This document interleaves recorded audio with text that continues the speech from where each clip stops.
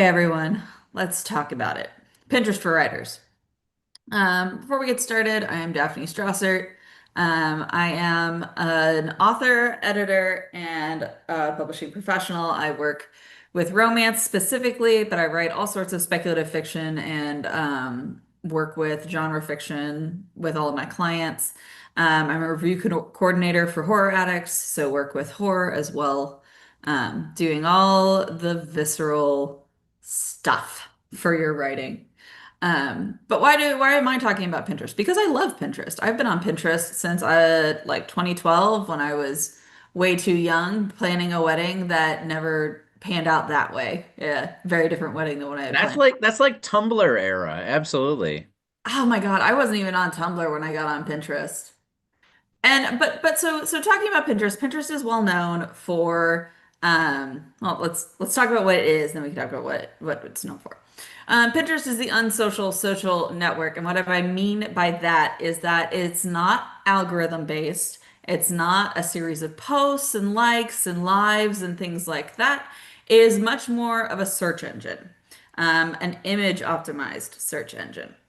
It allows users to curate their images based on their interests, and then it will look at all of the images that you have picked and pinned and suggest related images and posts. So this is my Pinterest drawn from this morning. So you'll see a mix of recipes and crafty things and fantasy images and book-ish things, because those are my interests. Pinterest is largely known as a place to get ideas for crafting, ideas for food, ideas for travel, but also for looking at books and bookish style things. Um, that's what Pinterest is. You see these images, they're called pins. You then pin your images to a board so that you can keep track of them, and then later you can go and look up what's in that board and get ideas for what you want to do. Daphne, do you have some ideas about what am I thinking? Where Pinterest, I'm sorry, do you have some slides in here about where Pinterest came from? Like kind of like the idea of it being like collage? So I don't have a slide of what Pinterest is based on, but Pinterest is based on pin boards. Let's hold on. I can give you the physical idea of what Pinterest is. Because yeah, this is, like the internet equivalent of something that has existed for, 100 years at least as far as printed images I were around. Yeah. So here, let me change how I'm sharing, um so I can show you guys what we're talking about. Once upon a time. Share this one. Because if you think about it, there are people who might be watching this who weren't around before Pinterest. That's true. So this is the idea. You have a cork board or some other like felt board or something like that that you would cut ideas out of catalogs or magazines and then pin them to the board and create a physical mood board is what this would look like. Interior designer. Aspirational things, Yeah. a lot of times. Aspirational, inspirational. And so Pinterest turned that into a digital form. And now digital hoarders like me can have tens of thousands of pins so that we never lose track of any of our stuff. Tens of thousands? Oh my God. Yeah. Wow. Like I said, I'm just I keep a imagining lot of pictures. a teenager's room just completely covered, like even the ceiling with all of these images. Physical images of all of my pins would not just cover up my entire room, walls, ceiling, and floor, probably my entire house. As you Like said, if I printed out all of them. digital hoarder. I am a digital hoarder, and it's okay to be a digital hoarder because it doesn't take up space. That's why my Kindle library has 500 books in it, uh, Nice. because I'm a digital hoarder. All right. So who uses Pinterest though? Like I am their main demographic, but really by the numbers. 537 million people worldwide use Pinterest every month. That is huge. 99 million of those people are in the USA. That's just Bonkers numbers. 76% of US millennial women use Pinterest. So every three out of four millennial women use Pinterest. And 40% of US millennial men use Pinterest. Now, when you talk about overall, it's 50% of all US adults use Pinterest. That is huge in terms of if you're looking at this as an author trying to market your stuff, that's incredible reach. 80% of moms use Pinterest, US moms, and 30 million people every month interact with book-related content.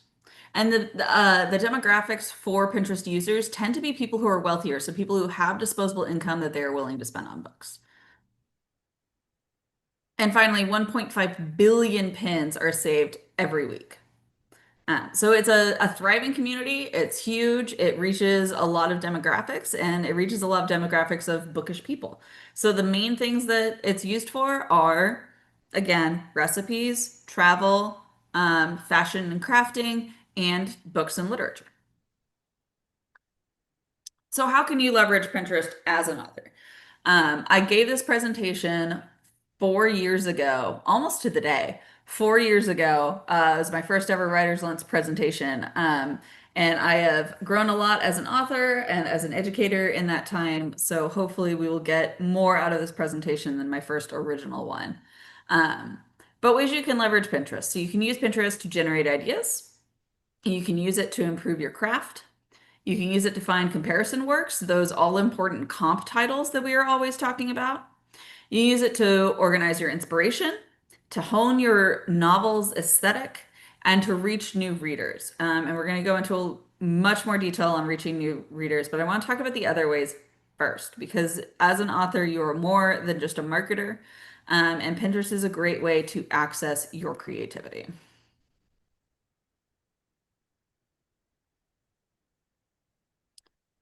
Um, okay. So generating ideas, first off. Pinterest is filled with art, writing prompts, and aesthetic images. So not just pictures of food, not just pictures of dresses.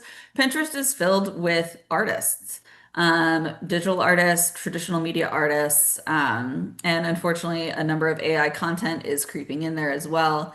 But it's a good way to find inspiration when you're feeling uncreative. So let's say that um, it's been hard working on my book lately, right? My sci-fi romance. And I'm looking to generate just some momentum. I want to like get back in the feel of it. So I start searching for sci-fi cities. And I get a bunch of illustrations of what sci-fi cities look like. Maybe I pull up a couple blog posts that are like, oh, absolute things you absolutely must include with your sci-fi city.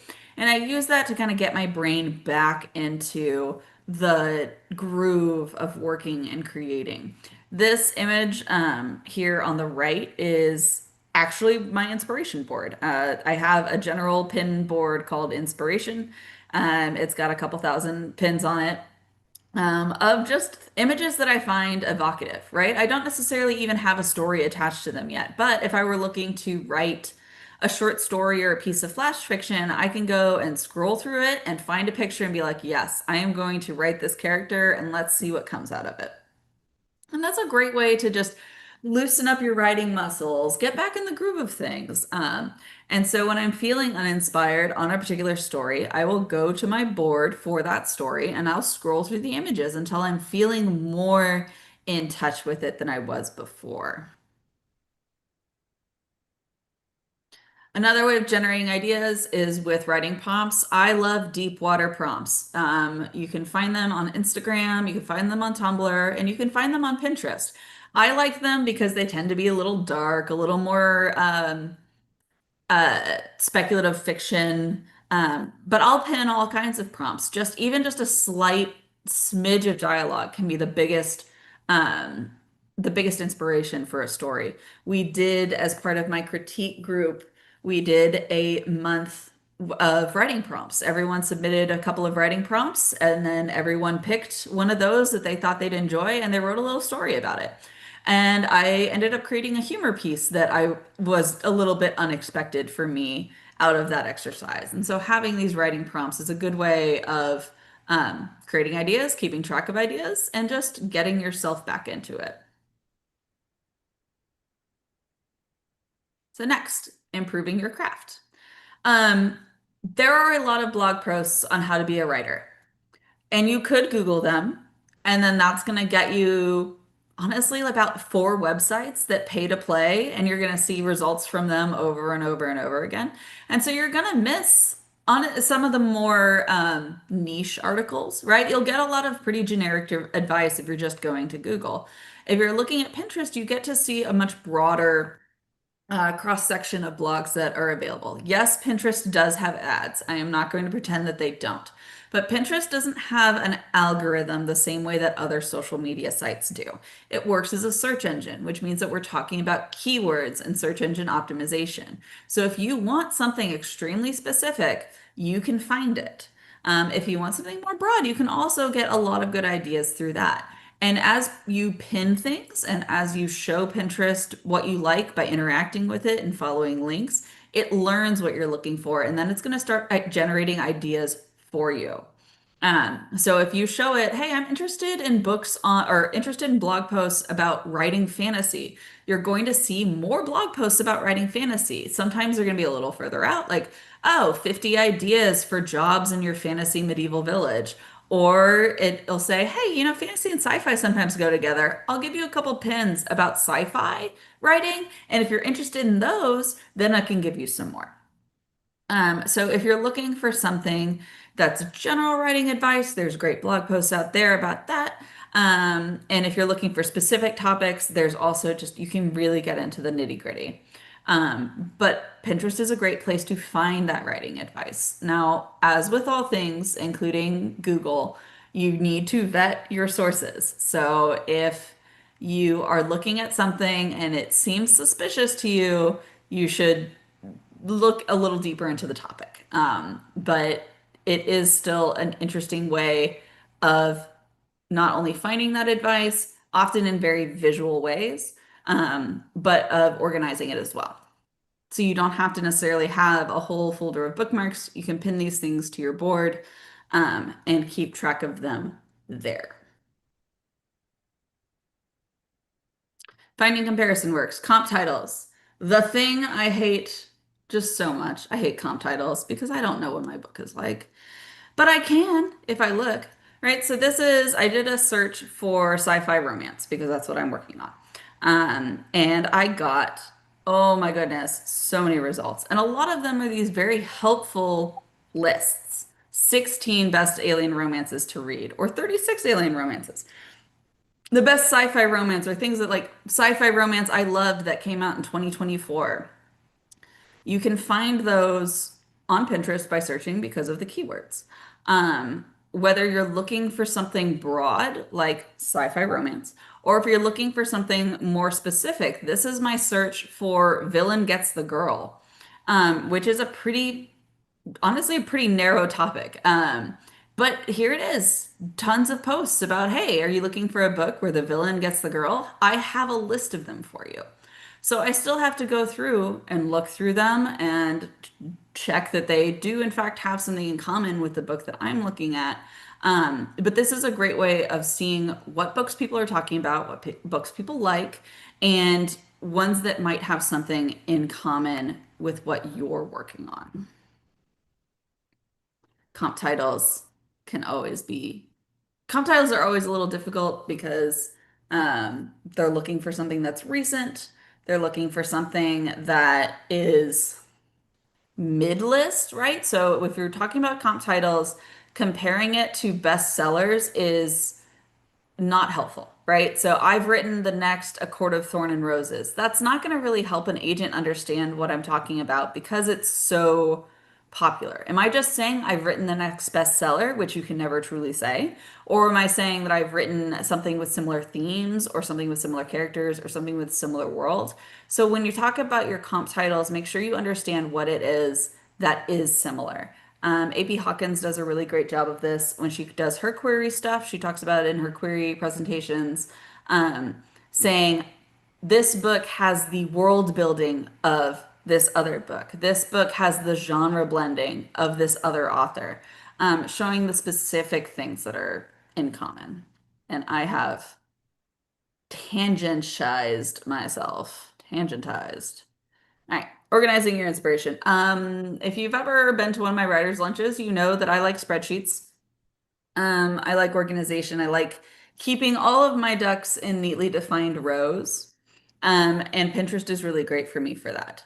I can keep track of my settings, my characters, and I have my boards organized by book. So I have like 50 plus book ideas. It's not very helpful because I'm not going to ever truly get around to writing all of them, but right now I have at least the ideas for them organized. So should I choose to go and pick up a new one, I can go and remember what the ideas were, what the feelings and the aesthetic were for this particular book. So this is my whole inspiration section. Um, I have Lunatic, which was my first novel I ever wrote. We have the inspiration for A Night Story, which I wrote, was a novella I wrote that involved a lesbian princess and a knight. I have The Odd Oddlies, which is an idea for an audio fiction. And speaking of The Odd Oddlies, Pinterest has not just boards, but subsections on those boards. So we have ideas for Mr. Oddly, Mrs. Oddly, and their children, Gray, Echo, and Skid, as well as what their house looks like, and being able to give myself this structure helps me ultimately when I'm trying to put together ideas for my story. Yeah, okay. This is also, so this is a totally separate part of my Pinterest, which is just a collection of names. I love names. Names are very important for my characters, and I love getting inspiration for names. And weirdly, something that Pinterest also loves is names. And so there's lots of pins of names, either true or made up, as well as their meanings or supposed meanings. And so if I see a name that I find particularly interesting, I'll pin it to a board. And then when I'm off looking for character names later on, I will go and I will look in here for my inspiration. Honing your aesthetic. This is for my sci-fi romance. You'll notice that I started pinning things that just felt right. And then now I can go through and look at them and realize that um, not only do I have a like feel, right? Or like I've got a color scheme almost going on here, right? Where we've got these beautiful, like kind of pastel jewels, as well as this idea of this stark utilitarian sci-fi, and just absurd luxury. And so I've taken the ideas of things that feel right. And now that I'm looking at them all together, I can narrow down my ideas for what I'm going to be describing in there, right? Individual details like having jewel cast um, teacups or tea set, having buildings built out of precious jewels, like having an amethyst staircase. Things like that that are going to be details coming up. I have a hard time imagining settings, and so it is helpful for me to look back at these visuals before I go and write.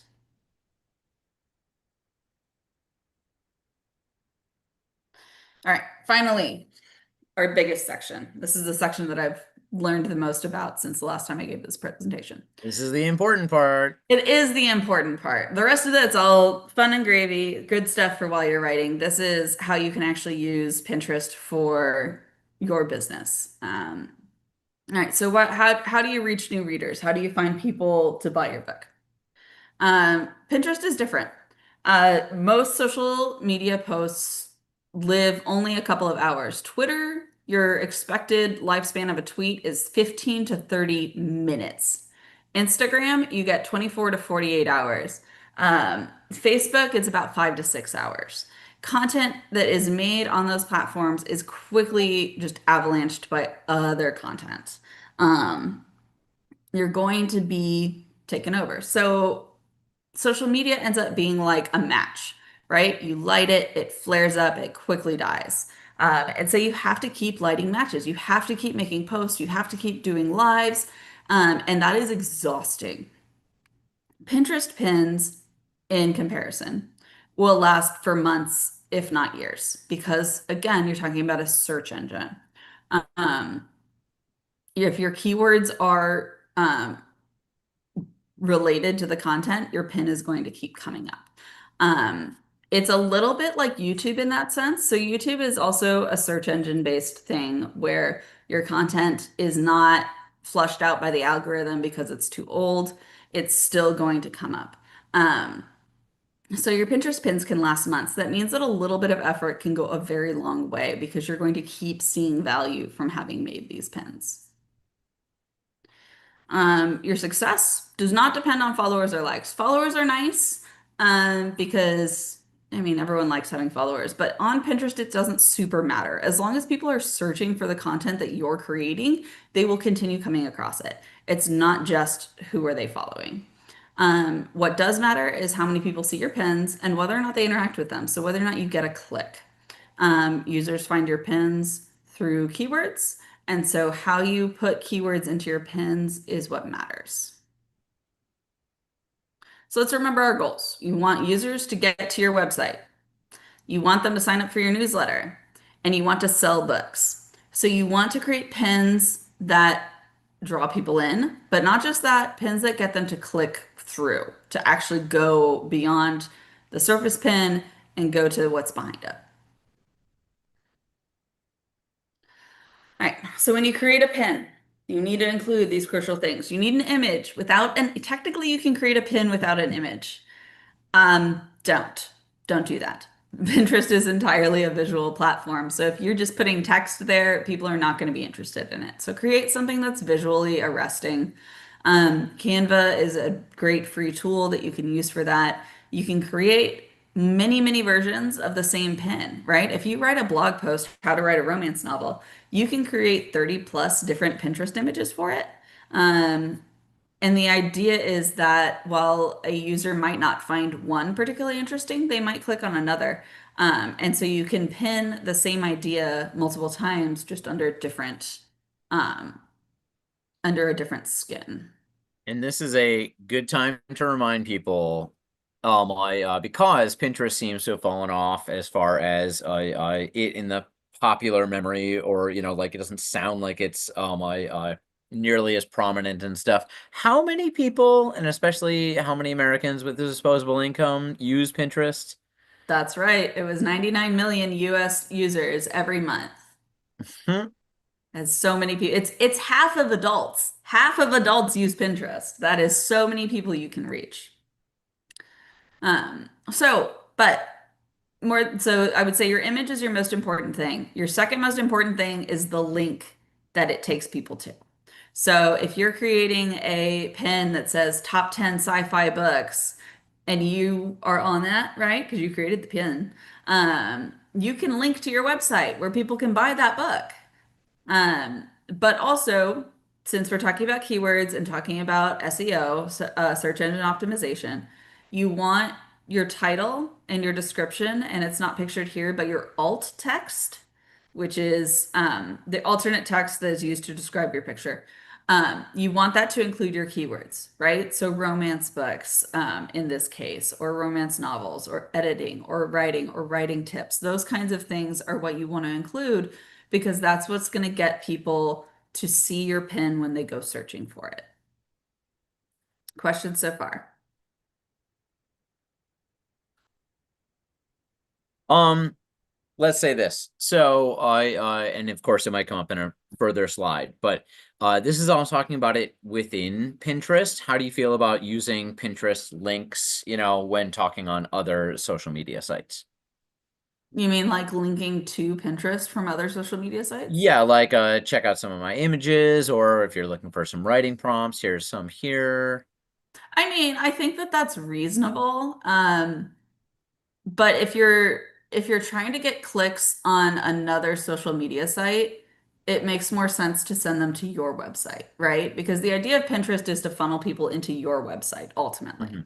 And so if you are lucky enough on other websites to get people looking at your content, you don't want to be taking them to Pinterest.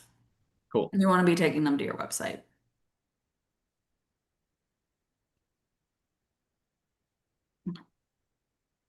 30 minutes. All right. The other things to pay attention to. Remember, everything on Pinterest is searchable, including you. Um, I mean, you can make yourself private, but if you're trying to be found, you want to be found.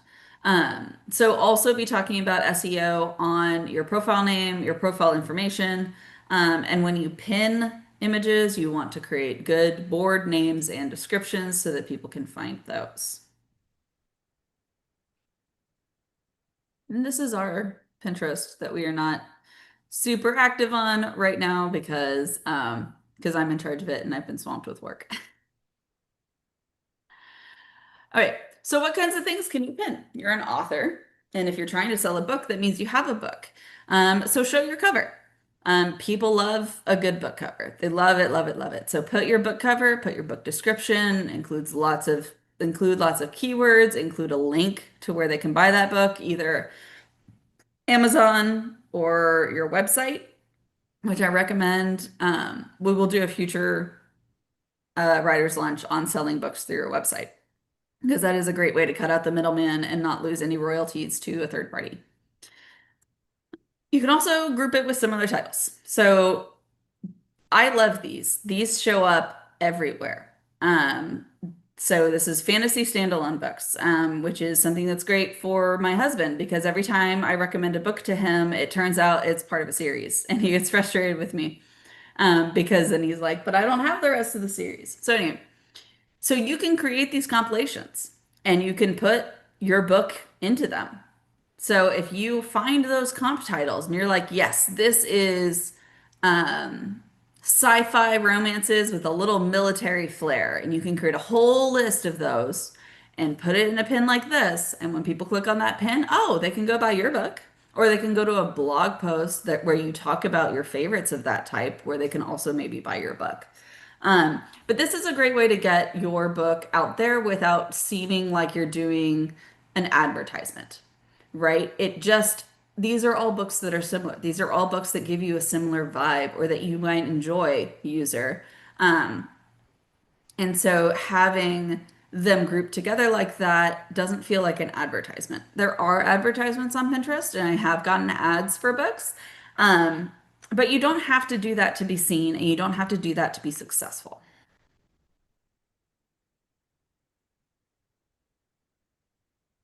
This is another new idea that I've seen coming up very recently. So I've seen this in a few other places, a few other social media sites. What they'll do is they'll describe their book in terms of the tropes that it hits or memorable things, things that they know that are catnip for their readers, right? So they show the characters' heights because people love a big height difference in books. Um, they show their ages, they show fun stats about the book, so the number of times he calls her Angel. And so this is another fun way of presenting your book so that people can kind of get to the meat of, am I going to understand this? Or sorry, understand. Am I going to enjoy this? All right. This and then there's this. Daphne, why is there a recipe for chocolate babka on your slide about how to use Pinterest for authors? Excellent question, because this leads you to her author website. You do, in fact, get a delicious recipe for chocolate babka. That is not a lie. She is not lying to you. But the recipe appears in her book, The Walking Bread. And so she uses this, and it's extremely clever. And I mean, it fits thematically with her book, right? It's a cozy mystery, it involves a bread shop, so including a recipe is reasonable. But it's a great way to utilize Pinterest because recipes are so, so popular on Pinterest. So you're getting a totally different demographic, a demographic of people who weren't even looking for a book, but might be interested in it. And so you're grabbing this whole other section of people by saying, I have this recipe for you. And then when they go and look at the recipe, they're like, oh, here's the book that it appears in. I like cozy mysteries. And then they buy it. It's incredibly smart. You could do this with other types of things. You could create travel pins for your book, right? If your book takes place in Bali and you've done a bunch of research on Bali, create pins for Bali and then link back to your website where you've made a blog post or something like that talking about Bali and talking about your book. Or like create a pin that is beach reads for when you go on vacation. And that can also be hitting that different demographic, the people that want travel stuff, but are also interested in looking at books. Um, if you want to do like fashion that appears in my fantasy book and you create a pin board or sorry, you create a board that has a bunch of fantasy dresses in it and it all links back to your book or dresses I would wear to this fantasy ball and it links back to your book. There are interesting ways to get people's attention through Pinterest and it's fun to think about ways that you could do it. All right. Questions, because once again, this is a very fast presentation. Um, Anybody has questions, we can talk through more about Pinterest if anyone wants to know more. But before we do that, I'm Daphne Strasser. You can find me at daphnestrasser.com. You can also contact me through Toneworks Edits, our editing company at Daphne at toneworksedits.com. And you can find me anywhere on the internet, including Pinterest, as Daphne the Writer. Let's say this. So people have this window open, they're watching this. At the same time, how do you get started on Pinterest? Is it just, you log in with a Google account, yada yada, like as you said, this is anti-algorithm or something. If you're looking for starting a Pinterest, what do you say about how people should get into it, should start with it? So Pinterest is interesting. You can, so this is, let me swap back over. All right, so Pinterest has options for a personal account and a business account. So if you're going to be using it to link back to your profile for business stuff, right? If you want to use it to sell books, if you want to do that, I recommend using the business profile. And when you create an account, it gives you that option. So you can create a free business account, create a free personal account, gives you the option between those. Um, the reason they have a business account is so that theoretically, so you could buy ads, but it also gives you a bunch of really cool analytics. So you can see how your pins are doing, right? So it'll show you how many engagements you've gotten, how many people have looked at it, how many people have pinned it, how many people have actually clicked through to get to your website. Um, I unfortunately do not have all that stuff up on our Tomeworks one. But yeah, I recommend if you're going to do it as a author for selling purposes that you use a business account so that you And can. that's free. That's good to hear. It is free. It is free. And like I said, Pinterest does allow you to run ads. I have zero understanding or experience of how that works or if it works really well, what the throughput is on that. So I'm not going to make any claims about whether you should use Pinterest for ads. Um, but they do make it easy for you to, so here's how you make the ads. You can analyze your performance, analytics overview. Like I said, I have not touched this in a very long time, but look, I'm still getting impressions. Like I haven't touched this in over a year, but I still have people looking at my stuff, which is wild. Because if you were on any other social media site, that would not happen. It's got longer legs, It absolutely. does. It does. This and YouTube, if you're playing long game. So yes, so um you can see how your pins are doing. I recommend doing that if you're going to be using this in any sort of professional capacity. Do you recommend, like if you're starting out and putting pins on things, just, like in terms of what it's gonna end up giving you, being really selective and, like only picking things that you super love, or just go gonzo and try and, like pick a bunch of things that are vaguely related, to try and get more engagement or find new things that you wouldn't expect. So by Pinterest is not necessarily a tit for tat medium the way that like Instagram is, right? So if you want to be successful on Instagram, you need to go interact with other people. Um, and so you need to like their stuff and follow their stuff, and hopefully they like and follow you back. But since followers don't really matter on here, it's not really very people aren't necessarily going to care if you're following them, right? So if you go and like a bunch of stuff from someone, it's not necessarily going to get you very far. Now, what I did with our business account was I did create some boards so that we could start putting up some fun aesthetic stuff. So some of these are, so this is our editor recommendations. So these are books that our editors have all said that they've enjoyed. Just a fun little collection there. So if people are coming and looking at our account, they can see fun stuff from us. Fantasy vibes. I think this is our, yeah, like vintage, some fantasy artwork in there. Anna's probably gonna get mad at me because I think some AI slipped through there, but whatever. But yeah, so I honestly go gonzo is I guess my way of saying it because you can have like really beautiful, perfectly curated collections, and I believe that's what this is. But having fun and interacting with it and really like maybe not go as crazy as I did with my multiple thousands of pins. Um, but having fun with it is, I think, the best way forward. Cool. Thank you. Check the chat. Did Pinterest add AI tags to filter recently? Yes, they did. In uh they now, I believe, have like a checkbox or something that you're supposed to click. But again, that's going to be unfortunately, that's kind of like an on your honor sort of thing. They're not necessarily trolling to find the AI stuff. And then is it not, it's not interaction limited. Um, I'm not sure. I think that was a reaction to something I was saying, but um, yeah.